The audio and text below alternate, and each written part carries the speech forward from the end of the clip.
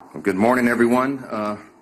This is day 31 of the Democrat shutdown. As you can see, I have a special guest that I'm delighted to introduce to you in just a moment here. We have spoken daily, every day at this podium about the real pain that Americans are experiencing because of the Democrat shutdown. We talked about the pain for our troops, for our federal workers, for American families. And this morning we want to speak specifically about the millions of American families that are going to feel real hardship because of the SNAP benefits drying up. And we have no one less than the Secretary of the Department of Agriculture, who's in charge of that program, that will speak directly to that issue. But I want to begin first with just a word of sincere gratitude. Across this country, we've got millions of federal workers who have been showing up at the office every day without pay. This has drug on for a month now. Those federal workers have shown up for a month straight, not knowing when or if their next paycheck will be delivered. They're doing their jobs, and they're doing it valiantly, while the Senate Democrats simply refuse to do their job. Their most simple and basic responsibility is to keep the government in operation so that we can keep the services flowing to the American people and keep the country moving. But they're not doing that. So we just want to say to these federal workers, like the hundreds of civilian employees who are also spread throughout the country, like the ones in my district, for example, at the Bain Jones Army Community Hospital down at Fort Polk, or a big Army base there. We just want to say thank you for your diligence, for doing your job, for your service to the country, even though Democrats are withholding your paycheck. They are shameless in doing so. Throughout this shutdown, President Trump and his administration have done everything in their power, as we relay to you here every day, example after example. They've done everything they can to mitigate and reduce the harm to the American people. He's gone out of his way to find creative solutions to ensure our service members don't miss a paycheck, for example, to ensure that the WIC program, that the nutrition assistance to women, infants, and children is still flowing. President Trump has proven beyond a shadow of a doubt that if there is any way to fund these programs that are drying up now, that he will do it. If there was any way to fund SNAP during the Democrat shutdown, you can be assured that your commander-in-chief would do it. But we are now reaching a breaking point. Thanks to Democrats voting no on government funding now 14 different times, SNAP benefits for millions of American families are drying up. It's about 1 in 8 people in this country who rely upon this to literally put food on their table. And the blame for this lies 100% with the senators sitting over there on the Democrat Party. They are the ones who have locked arms and decided over and over and over and over, 14 times now, to vote against these services being provided. And now I want you to think about that. You're going to have real people, real families. You're going to have children who will go hungry beginning this weekend when those resources dry up. They rely upon that, and yet the Democrats continue with their political games in Washington while people are sitting around the dinner table without the resources that they need. The administration has done all it can to keep this program afloat, but the limits have been reached here. And what are the Democrats doing today? Where are the Democrats? Are they in the Senate today? No, they're out campaigning. While critical SNAP benefits run dry, the Democrats have skipped town.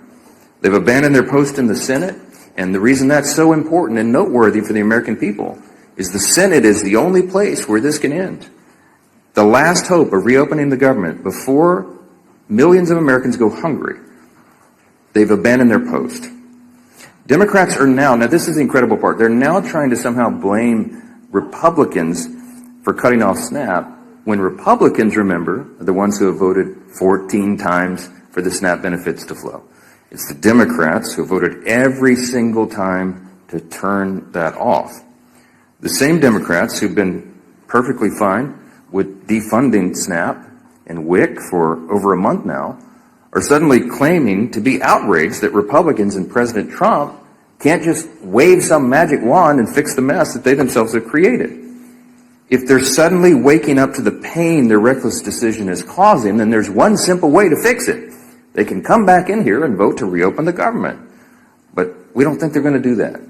Now, this is what's interesting. The most recent development is that you've got many more people now calling on the Senate Democrats to do the right job. There's a handful of moderates still in the Democrat Party, and they are very upset about that. The tension is rising. You had Senator John Fetterman of Pennsylvania, for example, who just yesterday, I think it was, accused his own party of, quote, playing chicken with the food security of 42 million Americans. He's right.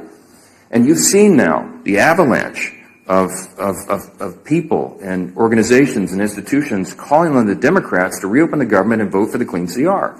You got labor unions, you got the largest airlines in America, you got independent voters, working class Americans across the country. They are all pleading with the Democrats to do their job and stop using their hardships, the people's hardships, for the Democrats' political games in Washington.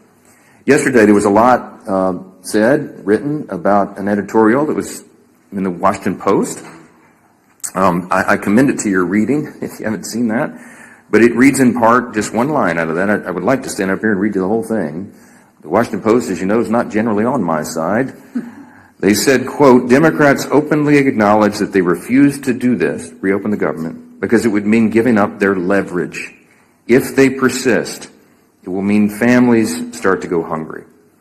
Now, look, this isn't some novel idea. As you know, the Democrats have always traditionally said, breathlessly, given speeches passionately saying that you've got to keep the government funded. You should never shut it down. It would be so dangerous. And we've recounted this over and over.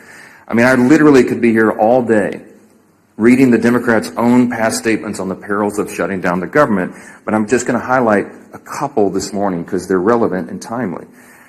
I'll begin with Senator Coons. He's the senior Democrat senator from Delaware. In 2013, he said this, quote, our democracy cannot function if the majority party threatens to shut down the government unless it gets its way, unquote. And that was Senator Coons in 2013.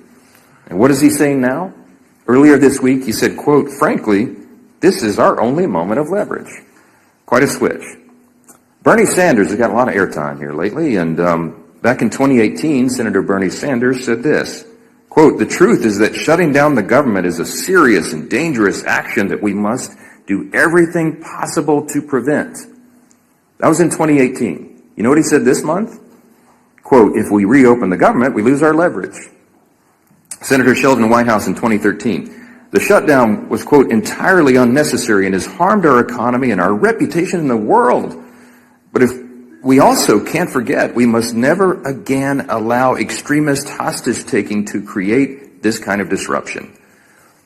That was 2013. Just days ago, the senator from Rhode Island said the opposite.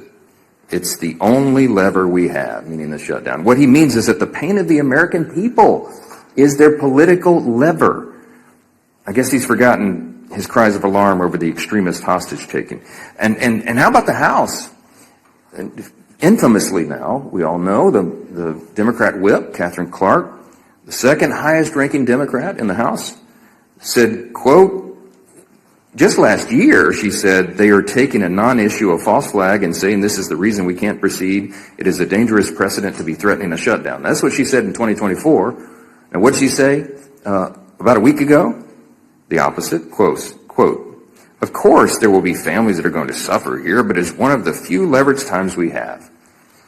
Many House members have echoed the same hypocrisy, and I'm not going to waste our time with it this morning, but I do want to leave you with this quote from Chuck Schumer, because he is the actual architect of the shutdown. He is the one that is preventing the Senate Democrats from doing the right thing.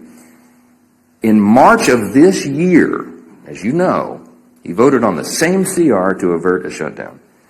And he said then, quote, in his speech on the Senate floor and in a bunch of interviews, this is what he said on the Senate floor, quote, the CR was certainly bad, but a shutdown would be 15 or 20 times worse. It was a vote of principle. And today, Chuck Schumer, entirely void of principle, by his own estimation, said, quote, every day gets better for his party. Tell that to the millions of American families facing a hunger crisis now as a direct result of his failed leadership and shenanigans. Those Democrats have all collectively voted 14 times over the last several weeks to reject the clean continuing resolution to fund the government, and they've made it abundantly clear they're going to continue to do that, to hold the American people hostage, so long as it serves their political interest, to look tough to the leftist radicals in their base. Republicans have done our part to end the government, the Democrat shutdown, and now it's time for Democrats to do theirs. The path forward is simple. Please, every American who is concerned about this, every American that is feeling the harm, you should call the Senate Democrats and tell them to stop the nonsense. Echo the voices of the unions, of the airlines, of hardworking people everywhere, and tell them to stop doing this and open the government. We have to do that. 42 million Americans are set to miss meals starting tomorrow, and this should be the easiest vote they've ever taken in their lives. I don't want to belabor this point any longer because I'm delighted to introduce you to our guest for the daily press conference here. Everybody knows Brooke Rollins, the incomparable, as I call her, the incomparable Brooke Rollins. She leads the U.S. Department of Agriculture. And, of course, her department operates and oversees SNAP benefits to all these tens of millions of Americans. We're fortunate to have her here today. She's going to talk about the devastating effects of the Democrats' decisions on all this. And I'm delighted to give her the podium now. Brooke, so thanks so much for being here. Madam Secretary. Thank you, Mike, Mr. Speaker. Really great to be here with everyone. I was reminded I was in the Speaker's backyard in Louisiana over the weekend and on Friday, and we went to a restaurant there, and our waiter by the name of Joe was wonderful. He was a multi-generational Louisiana and New Orleans, and he was our server, and he was just so impressive. And towards the end, he brought up that, well, this is a job he had to take because he was furloughed and so was not making any money, and he worked for the federal government. He didn't know who I was. And I said, well, Joe, I can appreciate that. You know, I'm sort of in that world as well.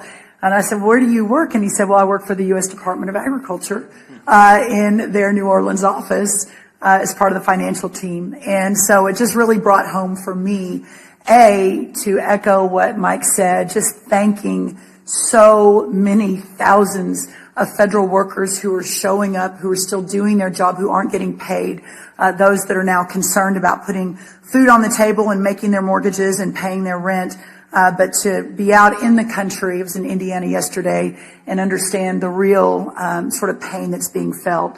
But just to echo a couple of the themes that Speaker Johnson talked about, again, the idea that the Democrats have now for 14 different votes voted to keep the government closed is absolutely unconscionable.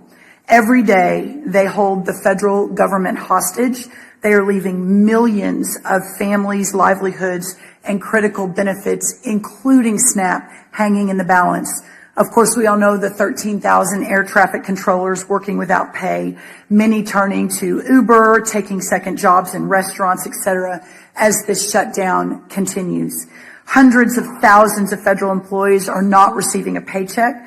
Thousands of small business loans are going unapproved each month because of the shutdown, equating to almost $4 billion in capital being taken out of the pockets of small business owners across this country, truly the backbone of our economy. It is a fact that Democrats shut down the government over free health care for illegal aliens and their $1.5 trillion partisan wish list. Democrats need to stop playing politics with the livelihoods of hardworking Americans and open the government now by voting for the clean resolution. We are here today because SNAP benefits run dry tomorrow. So the truth has finally revealed itself, hasn't it? Democrat support for programs like SNAP is now reduced to cynical control over people's lives. This last month has shown that the party who constantly says it puts people over politics does the complete opposite. Millions of Americans, as of tomorrow, will no longer receive SNAP and potentially WIC or even a paycheck. Democrats have instigated a disgusting dereliction of duty unlike anything I have seen in all my years doing this work, all to favor illegal aliens and other radical far-left policies that benefit only a small, tiny sliver of their base. I am embarrassed for Chuck Schumer. He is going out of his way to please the likes of Zohran Mamdani, a man who is polarizing America with his socialist rhetoric and anti-American principles. The very essence of government responsibility is to the citizens who live and work here to protect their interests first, unless you are a Democrat in the United States Senate. Chuck Schumer and the Democrats are doing all this because they fear the socialists and the radicals to their left. Ironically, in leaving American families hungry and American children without food, they are giving a preview of what those socialists will do to every one of us if they ever take power. What you're really seeing here is the end of the Democrats as a responsible party of government, a party that ends governance, a party that ignores Americans, a party that cannot master the most basic principles and processes of government, is a party that cannot be trusted with the reins of power. It isn't oriented toward anything but the end of the system in which it exists. SNAP is arguably just the beginning. The logical and inevitable end to where this all goes is the Democrats and the whole superstructure of constitutional government. President Trump has made it clear, reopen the government, get government funding back on solid footing, restore the confidence of American families who count on programs like SNAP, and stop treating them and their well-being as pawns in a political game, according to the Democrats. Prioritize American citizens, prioritize American families, and prioritize American children. I would like to make a quick note and then want to obviously leave lots of time for questions. Yesterday, I was in Indiana, and I was visiting a soybean farm, sixth generation soybean farm, the Everetts. And they have about 1,500 acres right outside of Indianapolis. We were harvesting corn, but they also do soybeans. And as I was there, it occurred to me that what President Trump has been doing over the last week or weeks in fighting across the world to open up markets for American farmers, for American families, while the Democrats are back here playing political games. It must stop. We must get the government open. And our citizens and these voters and our taxpayers and our families and our children expect no less. Thank you all. All right, take a few questions. Chad, go ahead. You're standing up in the back. Go ahead. Hello, Chad. This right morning, this question for the Secretary. The minority leader in the House said yesterday, Hakeem Jeffries, that the term he used was lying, that some of these SNAP benefits couldn't be liberated. Can you explain, refute that, give us your perspective, what their perspective is, and what your argument is, why they can't? Yeah, and I appreciate the opportunity to explain that. So the fact that the Democrats are saying, but wait, USDA has money in their accounts, why it is really their fault, I've seen it over and over and over from some of their leaders, is absolute false, and it is a lie. We have been saying on October 10th we sent messages out, on October 24th we sent messages out, these benefits end on November 1st. Now, let me get down into a little bit of the details on that to better explain. So there is a contingency fund at USDA, but that contingency fund, by the way, doesn't even cover, I think, half of the $9.2 billion that would be required for November SNAP, but it is only allowed to flow if the underlying program is funded. It's called a contingency fund, and by law, contingency fund can only flow when the underlying fund is flowing. So, for example, if today the Democrats say, "Oh, never mind, sorry, we'll open the government," and SNAP flows, Hurricane Melissa or one of the hurricanes hits, that's the contingency fund that we would use to send more money into the vulnerable communities that are harmed by a specific event like a hurricane. But it is a contingency fund that can only flow if the underlying appropriation is approved. And listen, even if it could flow, it doesn't even cover half of the month of November. So here we are again in 2 weeks having the exact same conversation. I'll just add to that. The Democrats are lying about that, and I think they know that. Some of the ones who are out saying it are actually attorneys. They can read the black letter law themselves. They've even filed a lawsuit, you saw, to try to do it. Why? Because they wanted a talking point. They know that's a frivolous piece of litigation. They know they're going to lose, but they also know it'll take many weeks or months to have that ultimately determined by a court because of the way the justice system works. So they're using it as a talking point to try to claim They know, I believe they know for a fact that what they filed in the court is false. You know, they're lawmakers. They're supposed to know how the law works. And so the whole thing is just shameful. And they're using the people as pawns in this game. That underlying fund that the Secretary just addressed was unfunded by the Democrats themselves when they voted against the CR. The CR would have kept all this funded, and they chose not to do it. Not once, not twice, 13 times in the Senate, once in the House, 14 overall. Yes, sir. I'm sure you saw President Trump's tweet last night suggesting that it's time for Senate Republicans to blow up the filibuster in order to get the continuing resolution passed. I know in the past you've been reluctant to encourage your Senate colleagues to do that or not. Are you aligned with the president now that it's time for him to take this dramatic step to really take government? I haven't. The president's been very busy. He was in, Asia doing all these trade agreements. I've been a little busy, as you know. We haven't spoken since he returned. I sent him a text earlier this morning. I saw that as well. What you're seeing is an expression of the president's anger at the situation. He is as angry as I am and the American people are about this madness. And he just desperately wants the government to be reopened so that all these resources can flow to the people who need it so much. Look, I'll just say this in general. As I've said many times about the filibuster, it's not my call. I don't have a say in this. It's a Senate chamber issue. We don't have that in the House, as you know. But the filibuster has traditionally been viewed as a very important safeguard. If the shoe is on the other foot, I don't think our team would like it. The Democrats, look, they've said what they would do. They would pack the Supreme Court. They would make Puerto Rico and D.C. states. They would ban firearms. They would do all sorts of things that would be very harmful for the country.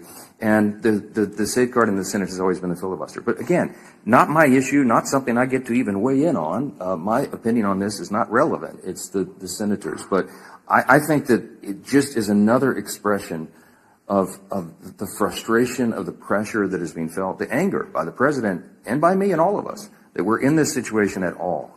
Do your basic job. I'm going to say this again. We have put zero Republican policy priorities on the CR. It is Biden-level policies and spending. They have no support it. They have no excuse to put all this pain on the American people, except that for what we've just articulated and repeated here every day.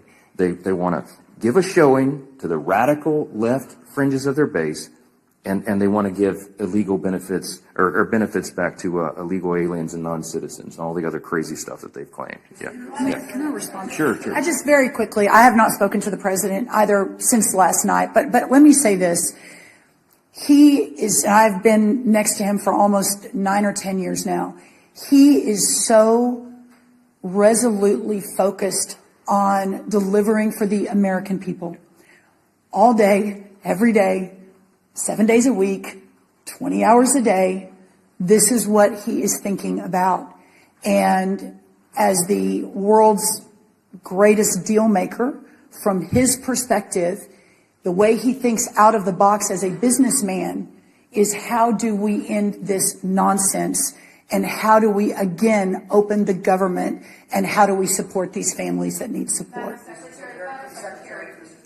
Yeah, go ahead. I'd already called on him. Go ahead. Thank you, Mr. Speaker. Yeah. Madam Secretary, question to you. So I know you addressed the contingency fund, but SNAP has never run out of funding in its 60-year history. Even during shutdown, why were past administrations able to find funding to keep it afloat in shutdown if we can't? Well, let me see. I've got a chart I want to show you all on the SNAP funding. My charts are slightly wanky because our print shop is closed because we're furloughed. So it was a little arts and crafts time over at USDA early this morning. So this is the chart of the SNAP program. Now I know everyone can't see this, but this goes back to October of 2023. And I want everyone to follow. This is the red line that under Joe Biden, you see an almost 30% increase in the cost of the SNAP program over the 4 years that President Biden and the USDA was overseeing it with Congress funding it.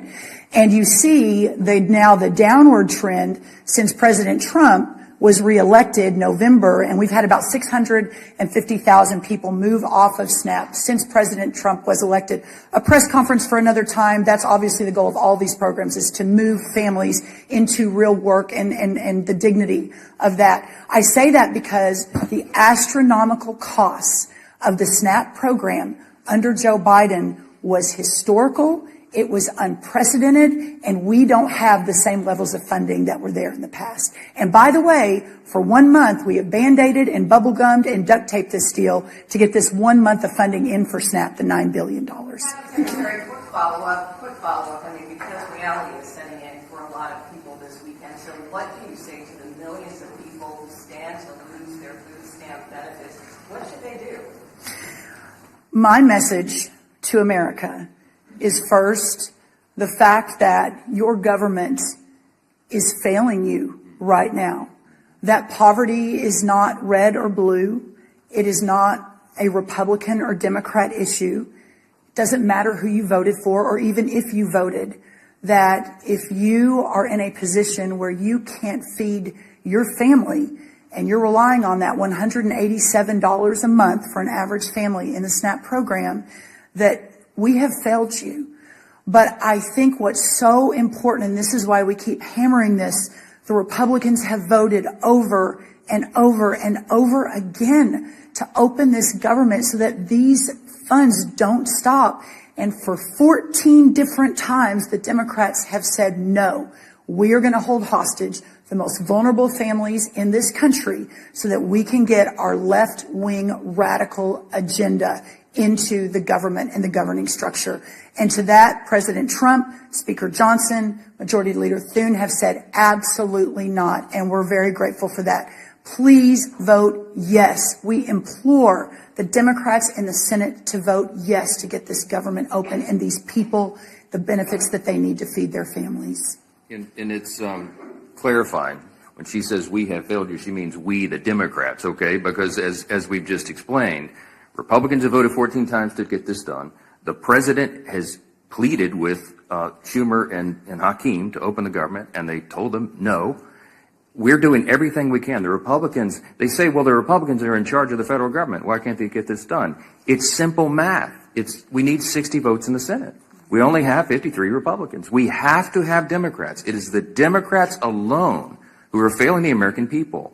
And this administration, every cabinet secretary, it's not just Secretary Rollins, every cabinet secretary is bending over backwards to make sure that the American people are served and they get what they need. But we are not magicians. We cannot wave a magic wand. The funds have run out because the Democrats are playing games. And that's why we've been here every day this month pleading with them to do the right thing. And they do not care. They have shown how callous they are. They do not care that people are suffering. And that's who's failed them. It's not the government overall. It's the Democrats who are holding up the government for working for the people. It's a very important thing. Jay, go ahead. You undoubtedly see some of the modest progress in the Senate. At least people are talking about spending, 26 spending. Number one, I want to get your sense for where things are, your reaction to that. And would you bring the House back if they got some sort of agreement on a number of spending bills? Yeah, look, the whole point of this is a very important reminder. The reason we're in this mess is because they voted against the clean CR. What was the point of the CR? The CR was merely to buy us 7 additional weeks to finish the funding of the government, the appropriations process. We were working on that in bipartisan fashion and bicameral fashion. As you know, we had a conference committee set to go on 3 appropriations bills that had passed out of the House. They didn't match the Senate exactly. They were going to work through that. That's the process.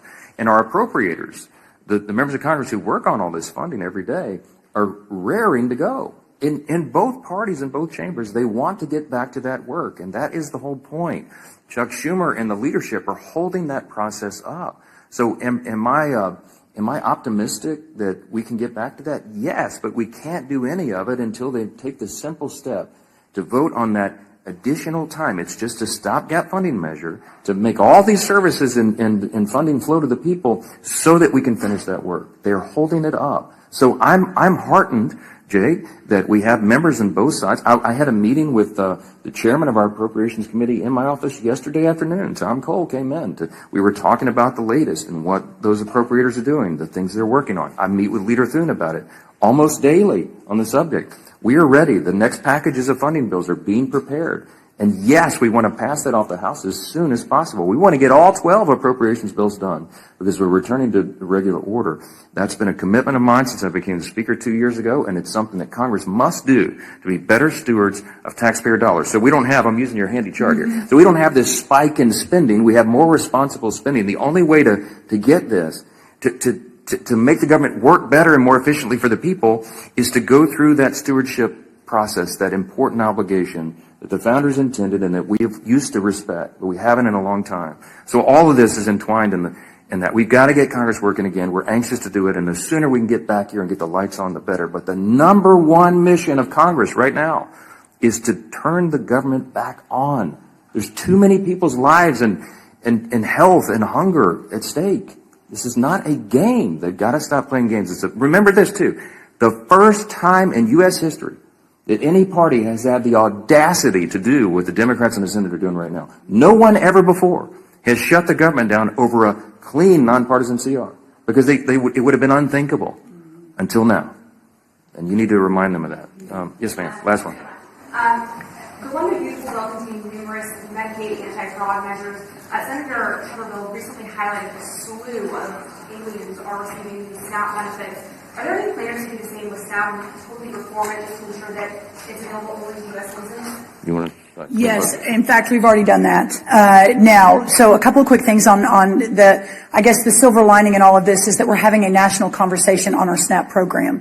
That this has sort of shined a light on a program that, especially under the last administration, has just become so bloated, so broken, so dysfunctional, so corrupt, that it is astonishing when you dig in. So 3 important things on that. First, I talked about the extraordinary explosion of benefits under the last administration. And what happened was that the money that was going out was zero accountability. So one of the very first things we did when I was sworn in was send a letter to all the states and to remind everyone the SNAP program is administered through the states and the governor's office. So send a letter to all the states saying no more illegal aliens on SNAP. Period, full stop. So that's already a rule of this administration. We're working to enforce it every single day. The second thing is we began a very serious investigation into a lot of the fraud and abuse that we kept getting anecdotal stories of that no one was doing anything about. And so just in the last, I think, 6 months, we've had major dozens of arrests, people going to jail, fraudulent activity of 50 million here. One guy's registered for SNAP in 6 different states. I mean, it's one thing after another. So we are taking that extremely, extremely seriously. And we'll continue to do so. And then the third thing on this is that for the first time ever, the USDA, has asked the states for their data so that we can ensure that taxpayer dollars are being spent appropriately. Not surprisingly, all of the red states said, yes, please help us with this. We want to do the right thing. We want to make sure there's not all this corruption and fraud. By the way, 2 blue state-led governors also leaned in, Colorado and North Carolina, alongside every one of the red governors. But the other blue states, California, Oregon, New York, Washington, all of them actually sued us and said, oh no, we're not going to give you any data. So the problem is you have an extremely corrupt program, but up until this administration and with President Trump's direct focus on this and making sure every taxpayer dollar is spent appropriately, we've never really had the opportunity to dig in. So we're going to be talking a lot more about SNAP reform. We've got a lot of people listening now, which is very, very helpful, and to take that program back to its original intent of helping those who are truly needy in our communities, but not to have a massive welfare benefit where so many people are taking advantage of it that shouldn't be. And I just want to add briefly, just zoom out a little bit. This is a stark contrast between the 2 parties, the 2 major parties in this country. We talk about the split screen in here very often. On this issue, with regard to reducing fraud, waste, and abuse in government, look, America is the greatest nation in the history of the world. We're the most powerful, most successful, most free, most benevolent nation that's ever been. Part of our benevolence, part of the spirit of America is that we do have these safety net programs. We support that. We have an extraordinary cabinet, like Brooke Rollins here, Secretary Rollins, who is handling and administrating the SNAP program is a good example of that. Medicaid is a good example. Why were they designed and why are they so important and why do we all support those ideas? Because sometimes people really can't take care of themselves. You know, you have the elderly, the disabled, young pregnant women, for example, who are single and they're down on their luck and they need some help. SNAP and Medicaid and these other programs were intended to be a temporary safety net to help people to get back on their feet. But they have been abused. And there are some big government advocates, like the Marxists, like the socialists, who want the government to take over everything and supply everything for everybody. But guess what? If the government can give you everything, it can take it away as well, and your freedom is sacrificed. Socialism, don't get me started, has been a great scourge on humanity. I mean, the tens of millions of innocent people in the 20th century alone have died because of it.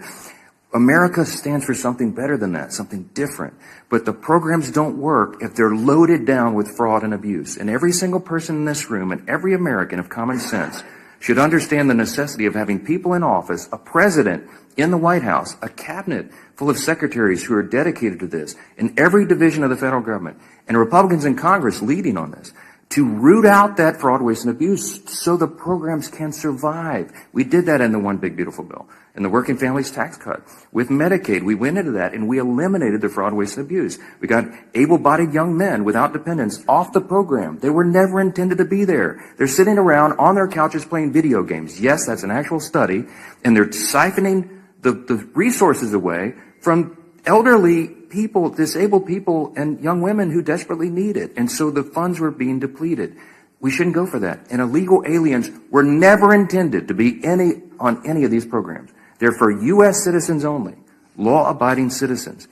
This is the team. The Republicans will fix that and save those programs for the country. And the Democrats will continue to abuse it. They sued the USDA for simply asking them to tell them how many illegal aliens are on the programs in California and New York and these other states. They sued them. You need to take account of what people are doing here in each party. The leaders and the President of the United States, we are trying to get government to work more efficiently and effectively for the people, and we are getting stopped and hindered by political games by Democrats. And that's why we're so frustrated. It's got to come to an end. Thank you all for being here this morning. Thank you, everyone.